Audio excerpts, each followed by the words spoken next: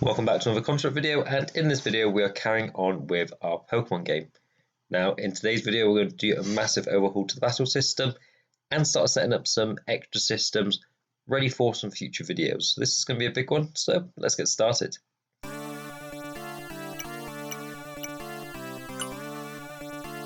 First thing I'm going to do is with our tall grass. So I'm going to click on one of my tall grass and I'm going to set up a brand new instance variable.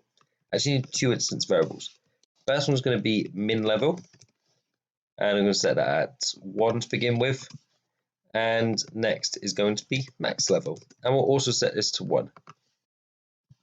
These two instance variables are going to define what sort of Pokemon levels are going to spawn around this area. So we looked at how to set up certain Pokemon from spawning in that area. We also want to set up the levels to go with that. So I'm going to drag over these bits of tall grass here, and I'm going to set up the levels for this whole section here. Easiest way to do this actually for me is I'm just going to go down to the tall grass, click, and I'm going to edit all of these. So I'm going to say that the Pokemon around this area are going to spawn at level 10 and the max is going to be level 14. So 4 levels of range that could spawn from this set of tall grass. And if I had any more tall grass, I could drag it in, and this one I could say Pokemon spawn all the way to level 99 and 100, or even go crazy and 1 to 100, so you'd get a big range of levels spawning there. So now we've got that set up, we actually need to implement this into the code we've currently got. So there's a couple of steps to make this happen.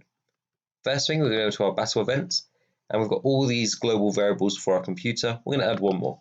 So we're going to copy and paste one of them, double click, and I'm going to create computers level. And we're going to store the level that that Pokemon currently is at.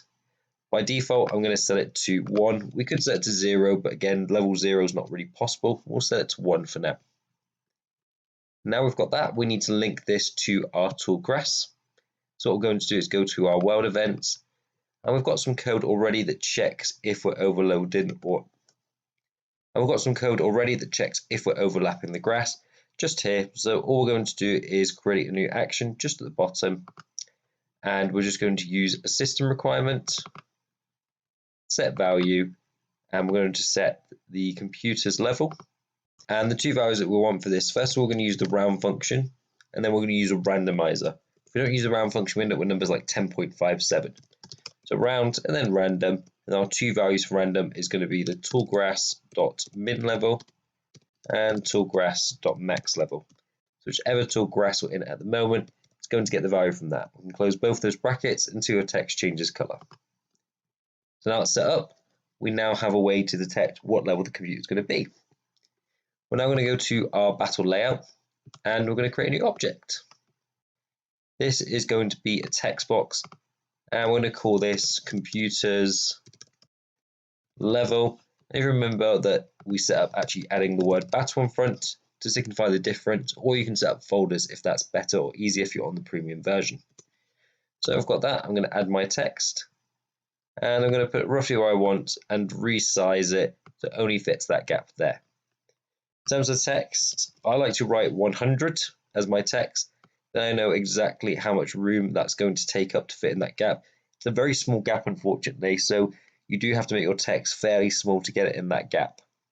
But now we've got our text in there, we can actually go to our battle event, and on the start of layout, just here, we'll add it very much to the bottom. We're just going to take our text that we've just added, so battle computer level, set text, and this is just going to be computer level.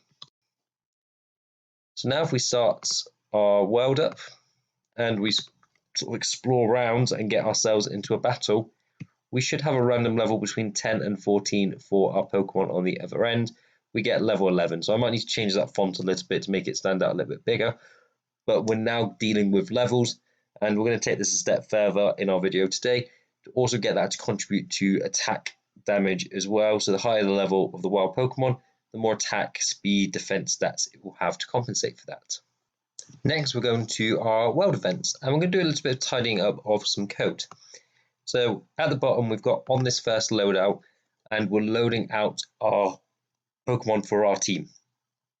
What we want to do with this is actually make it now so this is in a much more useful place than where we've got at the moment. Currently sitting in world event, it doesn't make much use being there, especially because with 6 Pokemon in by default, it's going to be a lot of information. So I'm going to move this to somewhere a bit more practical. So to do this, we're going to go into our event sheets, right click and add a new event. I'm going to call it My Pokemon. We're then going to go to our world event and cut this code and just paste it here.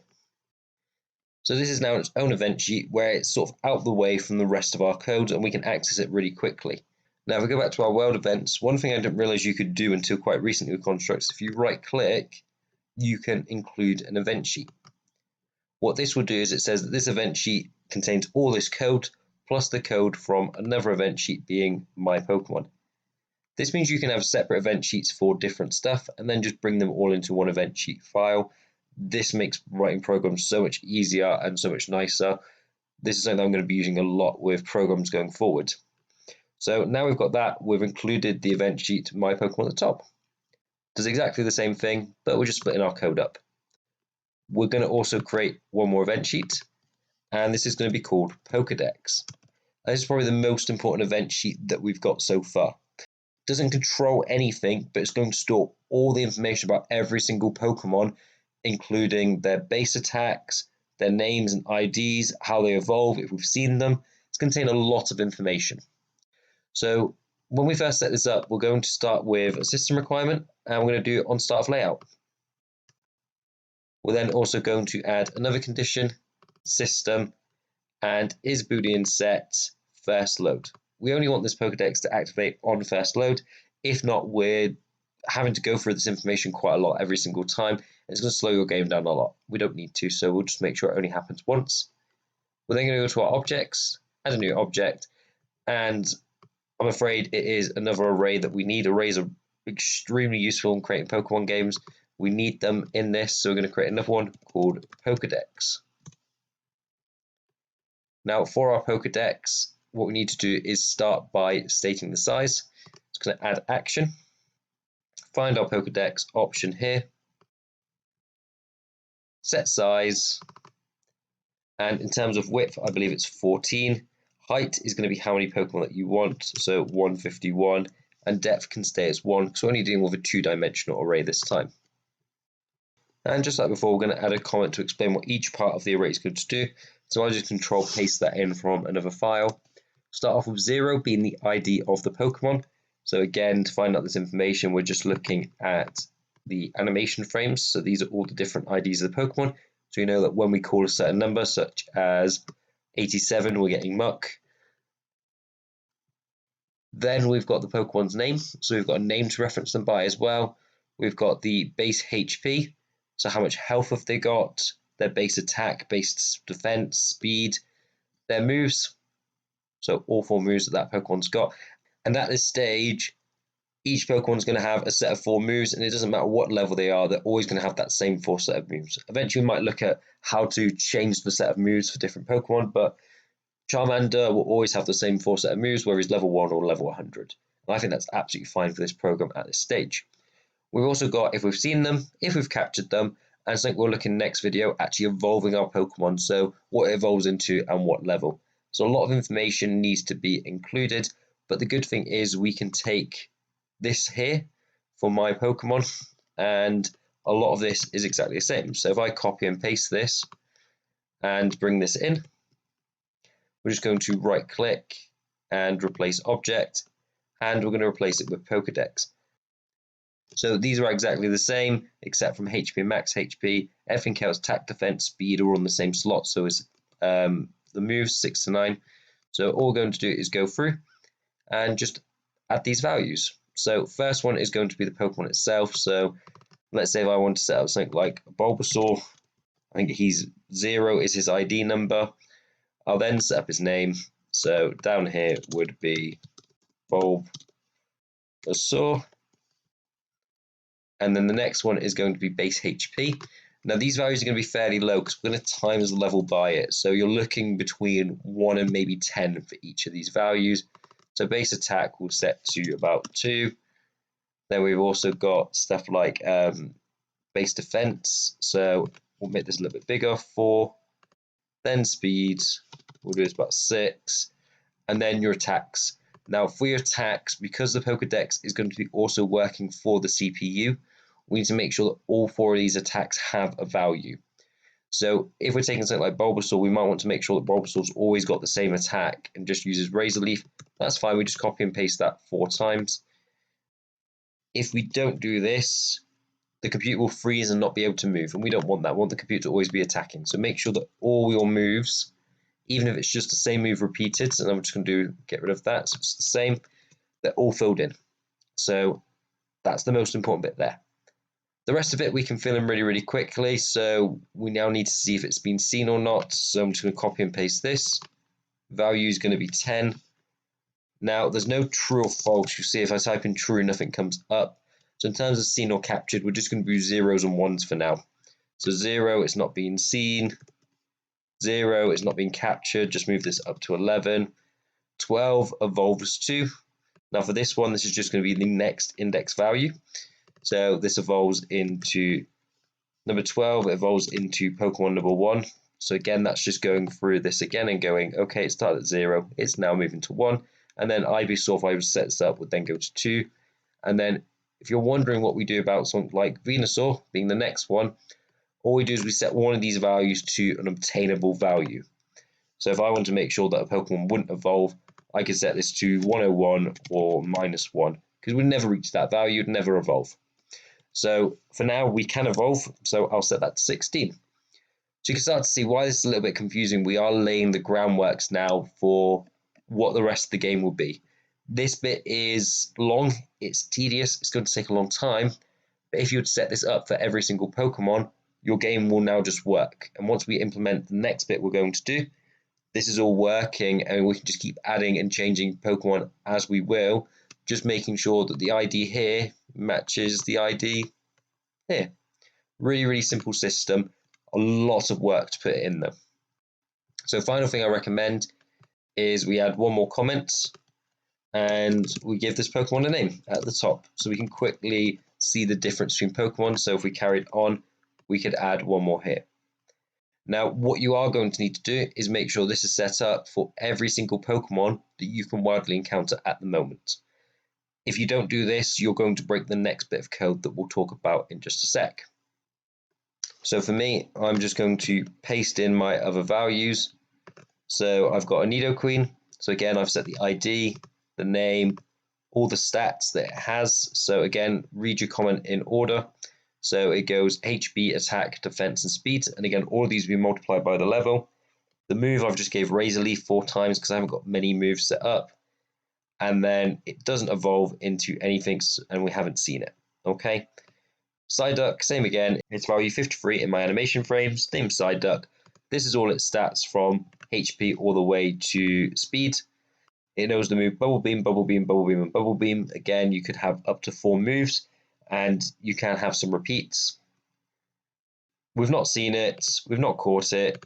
It evolves to Pokemon 54, which would be Golduck, and at level 22. Once you get your head around this, it is a copy and paste job, and just change some values. Main thing that you need to make sure that you change each time is you're changing the Y value indicating its place in the Pokedex. So this should be identical to the ID. So you'll see that Nidoqueen is set to 30, being identical to its ID. This is the worst bit of today's video. And again, if you've got lots of wild Pokemon, this is going to take a bit of time to set up. But again, once it is set up, you've got a lot of systems in place. So when we start looking at evolving, when we start looking at actually having a Pokedex appear on the screen, and if you've been captured, this will do all the hard work for you. Final thing we need to do with this is then just go back into World Event, and just like before, right click, include event sheet, and Pokedex. So now our world events include our Pokemon and our Pokedex. Remembering that both of these only load at once, and they only load at the start of the game. And realistically, when we start up the world, we're starting in this screen. We're not going to start in this screen where the battle is. Okay. So next step is we're going to start implementing the attacks from the player. So currently we're just setting these manually. So I've just said the computer knows Razor Leaf, Flamethrower, Bubble Beam, and Razor Leaf. We want this changed for every different Pokemon.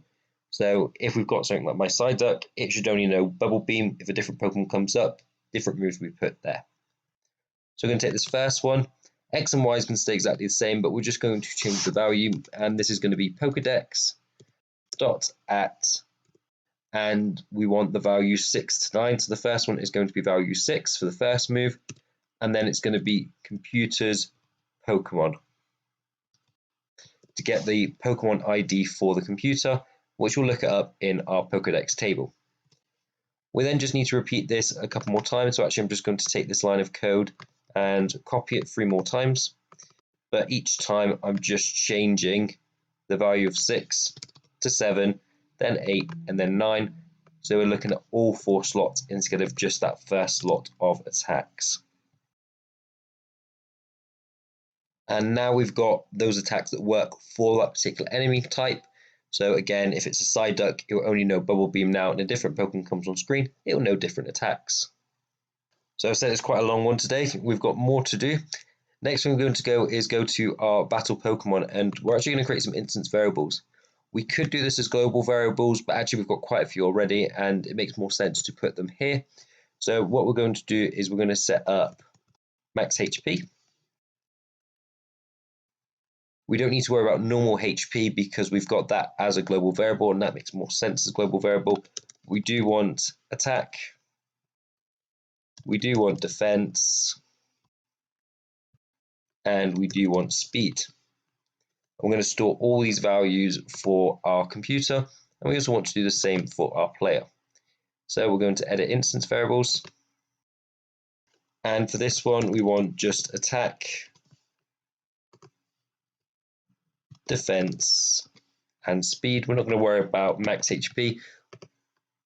Now we can get all these stats from our My Pokemon event sheet, but we want to be able to store them here. And actually, if we've got moves that will affect these values, such as slowing down the speed, slowing down the attack, these are the temporary ones. So we can change these ones without affecting the Pokemon stats once they leave battle. So that's why we're going to set these up as well. So now we need to start applying these traits. So let's add action, and we'll start with the computer first. And we want to set value, and we'll start with the max HP first. So we need Pokedex dot at HP is value number 2, and if we ever need to go back, we can go back to our Pokedex and look it up, comma, and then computers Pokemon, which will then look up the ID in that table. As for the others, we can just copy and paste this a couple more times, and then we'll go into attack next, which is value number 3.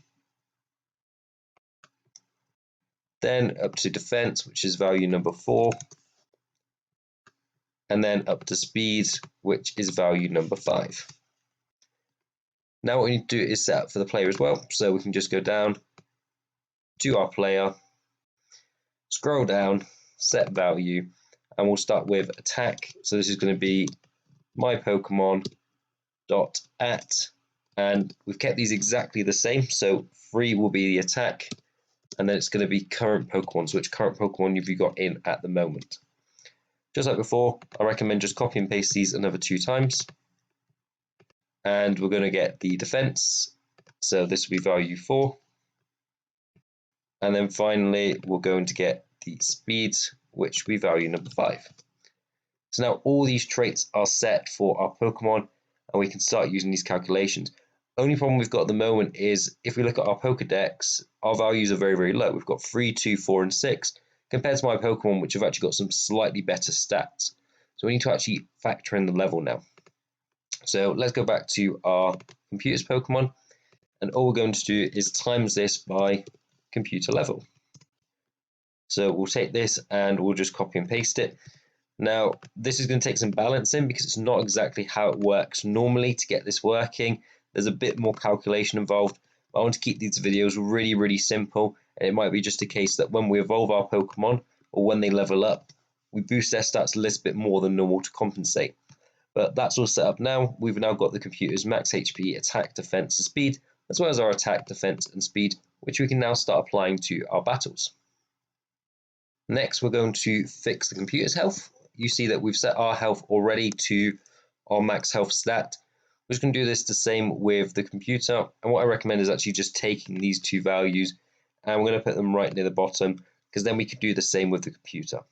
So what I'm going to do first of all is do system. set value, and we'll do computer's health.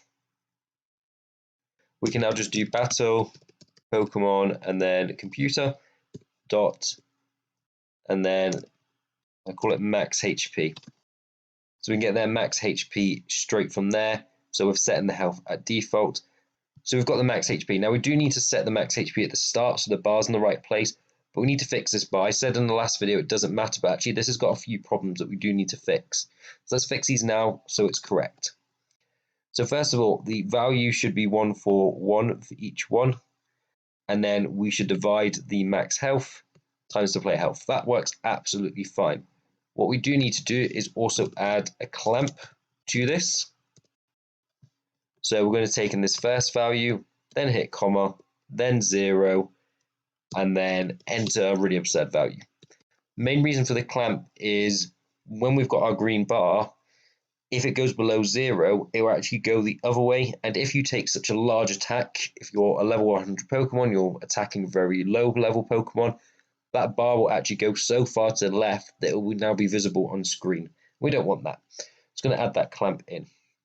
We're then going to take this code here and copy it, and any mention of player health, which I think there's only one in here at the moment, which is this one here, we're going to paste it in and delete the original, because the original is wrong. We do the same for our computer's health. So we're going to take this one here. First of all, your width needs to be 141, because that's the actual length. And we do need to times it by computer's health, but we want the max HP. So what we're going to do for this is we're going to do battle computer or battle Pokemon computer. Not the best naming conventions, but max HP times computer's health. And again, we're going to add in that clamp. So we're going to write clamp, open bracket, and then after the end, we're going to do comma, 0, comma, enter an observed value. We want a value we're never going to reach, essentially is why we're putting an absurd value there, because if not, we'd actually have a cap of what's the largest amount we could do. Okay, so we can hit done on that, and that's finished. We can then copy and paste that and bring that to the top. Double click, and we'll set the time to 0.1. So now our health is reset to the right place as well. So we're getting a lot ticked off. Final couple of things we're going to tick off is to actually work out the new attack damage, and then we're going to factor in some speed as well. So this is going to be different to the actual Pokemon formula because it's really, really long and there's a lot of complicated elements to getting the actual formula to work. I've got another solution which works almost as well with a lot less code. So we're going to do that one instead. So currently we've got this variable called move power, which takes how much damage that particular move does and then subtracts it away from the health. We're still going to use that, but we're going to add one more. I'm going to call it final damage. So this is the actual final damage after move power, attack, and defense has been considered. Now we don't need to work this out for all our moves because it's already done. So you'll see that we've got move power of 10, random 5 to 15, random 8 to 12. You could actually keep these random if you wanted to, so you can have it so it's slightly different each time. This does actually happen in Pokemon games. They have a roll that happens, so you can have a high roll or low roll. So attacks don't just always do the same damage. There is a tiny bit of randomness to it. Or you can have it as a flat rate. That's entirely up to you, but we need to decide how powerful a move is.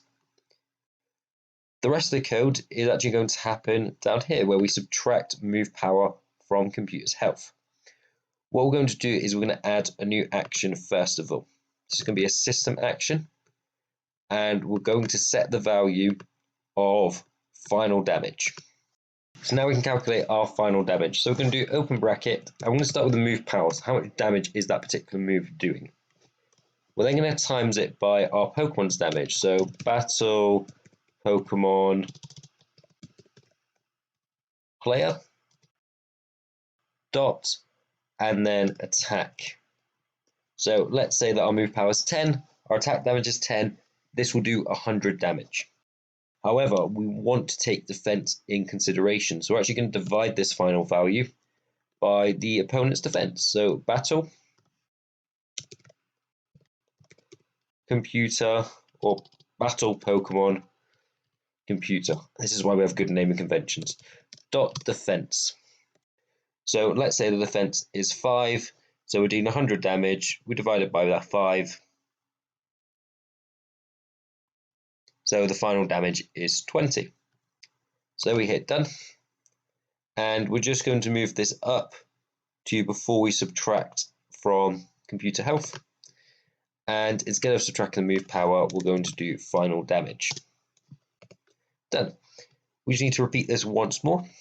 So we're just going to add an action, system, set value of final damage, and exactly the same again, move power times, and this time we want the opponent's attack. So we're going to do battle Pokemon computer dot attack, and then we're going to divide that by battle Pokemon player dot defense. So we're taking our defense stats in consideration before we work out that attack. Again, drag it up and then double click on subtract move power, and then instead of the move power, we're going to do the final damage. So we're so close to being done now, but I said we're going to factor in speed as well. Now, speed, I believe, is part of the battle calculation for damage. I'm not going into that much depth. I think this works absolutely fine. Instead, what we're going to use is going to work out who's attacking first. Currently, our code's a bit bugged because it changes each time. If you lose a battle, then come back in, the opponent might attack first. We want to be consistent. So whoever's got the fastest speed will always attack first. This is a really easy fix. We need 2 new lines of code, and unfortunately, these 2 lines of code will take you up to 39 events. If you're on the premium version, you're probably a bit confused what I'm talking about. If you're on the free version, this does mean that this is probably the last video where you'll be able to add to your code without going over those events. So what we're going to do is we're going to add a sub-event. So we'll take our player Pokemon, scroll down, compare instance variable, and we're just going to check if speed is greater than or equal to, and I like to put the greater than or equal to on the player's benefit. So if they're the same, the player will get to attack first, help the player out a little bit. So battle Pokemon computer dot speed, so the speed of our opponent. If it is, we can go to our system and we can set Boolean, and the Boolean that we want is player's turn to be true. So again, on start of layout, it will then check who's the fastest. If we're the fastest, we get to go first. And then all we're going to do is right click, add an else statement, and we can just copy and paste this line of code and change this to false. So if we're not faster, then we don't get to go first. Simple as that. So let's do a test of this now. So I'm going to start by going into my world. You need to make sure that you're loading from a world first and not from the battle, because if not, your Pokedex and Pokemon aren't loading. Hit play. Now if we do a test and we try and get ourselves into a battle, we get a big error.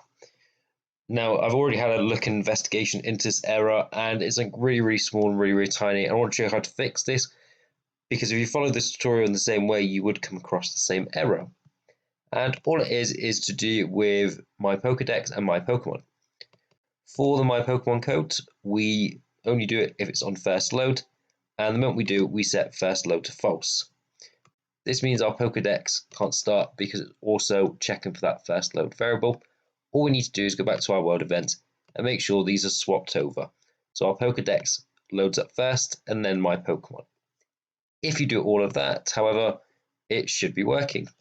So you can move over, get into a battle. You'll probably get outsped. I think I will anyway, because my speed stats are really low on my Pokemon if I get into a battle.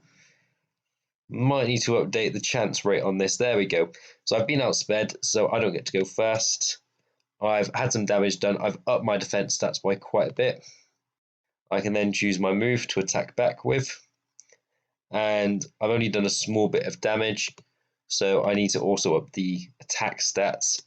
The stats that I've put on for Lapras are pretty weak minus defense, so I'll need to do some tweaks there. And again, this will take some tweaks to get right, but you can see actually this is working a lot better than what we've had before. There's a lot more to it, and I'm definitely outmatched because my Pokemon's not high enough level, or my stats are too low in this case.